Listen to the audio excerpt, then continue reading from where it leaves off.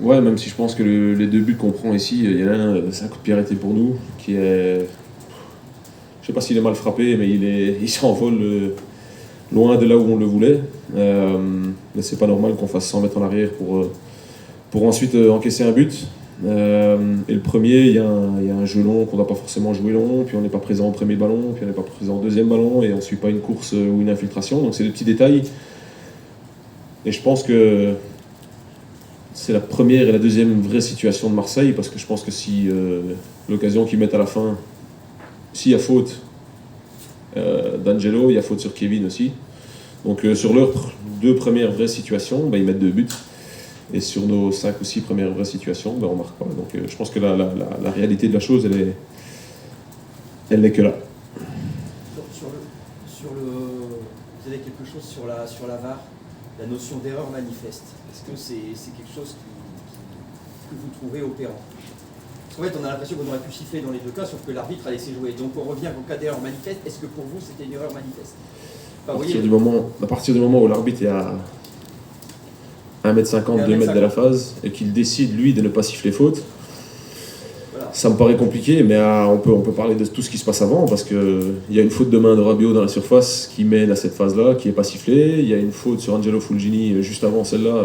On peut les énumérer, mais ça fait beaucoup de décisions qui sont contestables. Après, faut pas chercher midi à 14h. On me raconte qu'à la mi-temps, il y a un cinéma pas possible dans le tunnel pour mettre la pression sur l'arbitre. Bizarrement, en deuxième mi-temps, il y a beaucoup de choses qui se passent qui sont pas très claires. Maintenant, ça, c'est à vous de l'interpréter. Je pense qu'il y a des choses qui sont pas nettes, il y a des choses qui sont pas claires. Ça arrive trop souvent. Oui, tu avais dit que tu ne parlerais plus d'arbitrage. Or là, vous ressortez les arguments sur l'arbitrage. Est-ce que c'est l'arbitrage qui fait perdre Lens ce soir? Non. Pas du tout. Le fait qu'on ne marque pas nous a fait perdre. Mais je pense qu'en tant que supporter de football, l'arbitre a un rôle important à jouer. Et qu'aujourd'hui, c'est difficile de ne pas parler d'arbitrage à partir du moment où Lens égalise et fait 2-2. Mais ta question est très pertinente et relève beaucoup de détails sur le travail que tu fais.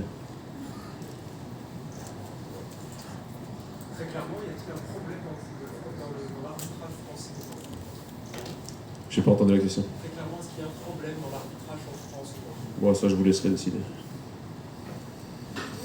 Est-ce que tu vas continuer? Tu as toujours dit que tu voulais un jeu intense. Est-ce que tu vas continuer à demander à tes joueurs autant d'efforts qu'ils le payent à un moment du match, surtout quand ils ne sont pas efficaces?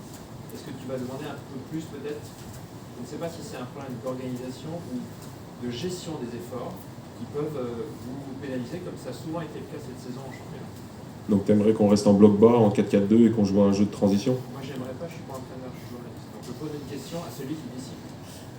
Moi je te dis que si c'est 3-0 à la mi-temps, tu me poses pas la même question à la fin du match. Depuis le début de saison, ce n'est pas 3-0 à la mi-temps. Malheureusement. À plusieurs reprises, dans plusieurs situations, c'est toujours les mêmes scénarios. Ouais, c'est vrai, je te donne raison. Oui, vous avez changé des choses.